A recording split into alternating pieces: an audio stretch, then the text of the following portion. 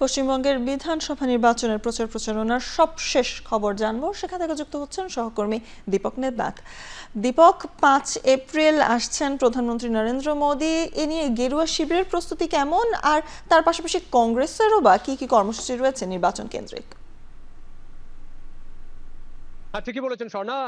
ইতিমধ্যেই আপনি জানেন, যেটা বলছিলেন যে সেটা হচ্ছে যে প্রধানমন্ত্রী নরেন্দ্র মোদীর প্রথম প্রচারণা শুরু হচ্ছে, অর্থাৎ নির্বাচনের দিন ঘোষণার পর এই প্রথম তিনি রাজ্যে আসছেন এবং নির্বাচনী প্রচারণায় আসছেন। তিনি আগামী 5 এপ্রিল তিনি উত্তরবঙ্গ থেকে প্রচার শুরু করবেন। যেহেতু উত্তরবঙ্গে প্রথম দফার নির্বাচন শুরু হচ্ছে, তো সেক্ষেত্রে উত্তরবঙ্গের যে সমস্ত জেলাগুলি আছে, ধরুন কোচবিহার থেকেই তিনি শুরু করতে চাইছেন।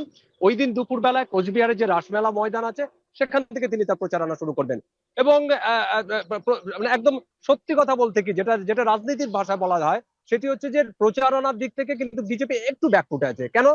কারণ তার প্রধান কারণ হচ্ছে যে বিজেপির যারা সর্বভারতীয় নেতা, তারা কিন্তু এই যে নির্বাচন যেগুলো হয়, সেটা বিধানসভায় হোক কিংবা লোকসভায় হোক, সেই নির্বাচনে কিন্তু বিজেপির কেন্দ্রীয় নেতারা রাজ্যে উড়ে আসেন। সেক্ষেত্রে প্রধানমন্ত্রী নরেন্দ্র মোদী থেকে শুরু করে স্বরাষ্ট্রমন্ত্রী অমিত শাহ, প্রতিরক্ষা মন্ত্রী রাজনাথ সিং, দলের যে সর্বভারতীয় সভাপতি নীতিন নবীন, তারা সবাই কিন্তু একে একে করে উড়ে আসবেন। কিন্তু সেই উড়ে আসাটা ফ্লাইটে করে, সেটা কিন্তু এখনো শুরু হয়নি।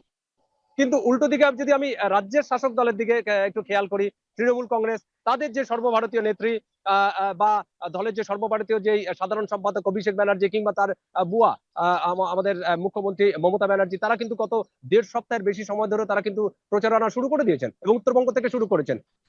শুধু তাই নয়, তাদের হয়ে তাদের যে সমস্ত প্রার্থীরা আছে, তাদের প্রার্থীদের হয়ে নির্বাচনে প্রচারণা শুরু করেছেন, যেরকম দেব টালিগঞ্জের অভিনেতা, এবং আরো যে সমস্ত অভিনেতা অভিনেত্রী আছেন, তারা একাধারে সাংসদ। শতাব্দী রায়, তিনি দলের সাংসদ, কিন্তু তিনি এবারের প্রার্থী নন, কিন্তু তিনি লোকসভার প্রার্থী বা লোকসভার সাংসদ, কিন্তু তিনি প্রচারণা করছেন তাদের দলের যে সমস্ত প্রার্থীরা আছে তাদের হয়ে। সুতরাং একটু যদি বিচার করা যায়, তাহলে তুল্যমূল্য ভাবে একটু তৃণমূল কংগ্রেস কিন্তু একটু প্রচারণার দিক থেকে এগিয়ে আছে।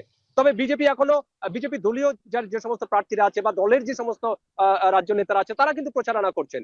কিন্তু যাদের উপর দল তাকিয়ে থাকে বা নির্ভর করে, সেই সব কেন্দ্রীয় নেতারা কিন্তু এখনো এসে পৌঁছন নাই। যদি আমরা দেখেছি যে গতকাল রাজ্যের যেই ভারপ্রাপ্ত যে দায়িত্ব দেওয়া হয়েছে, মূলত মূল স্থপতি যিনি, সেই অমিত শাহ, যিনি কেন্দ্রের স্বরাষ্ট্রমন্ত্রী, সেই অমিত শাহকে দেখা গেছে হাজরা থেকে একটি সভা করতে এবং বেশ কিছুটা র্যালিও করেন। সেই সভা থেকে কিন্তু একটা সুর কিন্তু বেঁধে দিয়েছেন যে আমাদের মূল প্রতিপক্ষ, অর্থাৎ বিজেপির মূল প্রতিপক্ষ তৃণমূল কংগ্রেস, তাকে এই তৃণমূল কংগ্রেসকে এই রাজ্য থেকে সরাতে হবে। এবং তিনি একটা টার্গেটও করে দিয়েছেন যে 175-এর গন্ডি পেরোতে হবে। এবং তিনি এটিও বলেছেন, যদি আমরা ভবানীপুরে জিতি, যদি অর্থাৎ মানে তারা নিশ্চিত, কিন্তু তারপরে বলছেন যদি আমরা ভবানীপুরে জিতি, সেই ক্ষেত্রে আর কোনো আসন জিততে হবে না, এই ভবানীপুর থেকে আমাদের জয়ের স্থপতি তৈরি হবে। সুতরাং এই 5 তারিখের, অর্থাৎ 5 এপ্রিল প্রধানমন্ত্রী নরেন্দ্র মোদীর সভা, সেই সভার দিকে কিন্তু দাঁড়িয়ে আছে গোটা রাজ্য। এবং বিজেপি তো অবশ্যই তারা একটা রূপরেখা তৈরি করে ফেলেছে এবং তাদের আশা যে এই সভায় অন্তত 1.5 লাখ মানুষের জমায়েত হবে, এরকম সেই লক্ষ্যে তারা এগিয়ে চলেছে। তবে ইতিমধ্যেই নির্বাচনী প্রচারণা চলছেই, তাদের নিজেদের মতন করে চলছে। দলীয় প্রার্থী যারা আছে, তারা তাদের মতন করে প্রচার করছেন।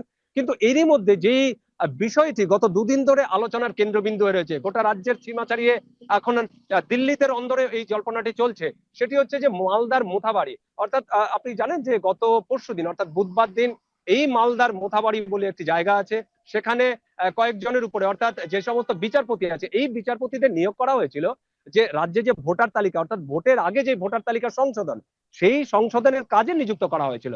তাদের উপর একটা হামলা, তাদের উপর গাড়ির উপরে ভাঙচুর করা হয়, এরকম একটি অভিযোগ উঠেছে। এবং সেই ঘটনা নিয়ে এখনো পর্যন্ত 35 জনকে গ্রেপ্তার করা হয়েছে। এবং যে মূল অভিযুক্ত মোফাক্কারুল ইসলাম, তাকে গ্রেপ্তার করা হয়েছে আজকে বাগডোগরা থেকে, এবং রাজ্য পুলিশের সিআইডি তাকে গ্রেপ্তার করেছে বলে আমরা জানতে পেরেছি। কিন্তু এইটি নিয়ে মমতা কিন্তু আবার নতুন করে সুর চড়িয়েছেন। কিছুক্ষণ আগে মমতার একটা সভা ছিল দক্ষিণ 24 পরগনায়, মমতা ব্যানার্জির একটা সভা ছিল। সেই দক্ষিণ দিনাজপুরের যে সভা, সেই সভা থেকে সরাসরি তাকে নিশানা করেছেন কংগ্রেসকে, বিজেপিকে, যা রাজ্যের যে বিরোধী দল আছে মিম, অর্থাৎ AIMIM মানে অল ইন্ডিয়া মজলিস ইত্তেহাদুল মুসলিমিন, এবং AJUP অর্থাৎ আম জনতা উন্নয়ন পার্টি, এই 4টে দলকে এক সারিতে বসে আক্রমণ করেছেন।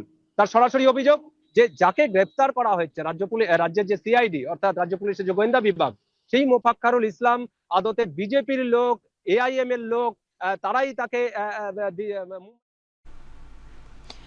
সহকর্মী দীপক দেবনাথ জানাচ্ছিলেন পশ্চিমবঙ্গের বিধানসভা নির্বাচনের প্রচার প্রচারণা নিয়ে সবশেষ।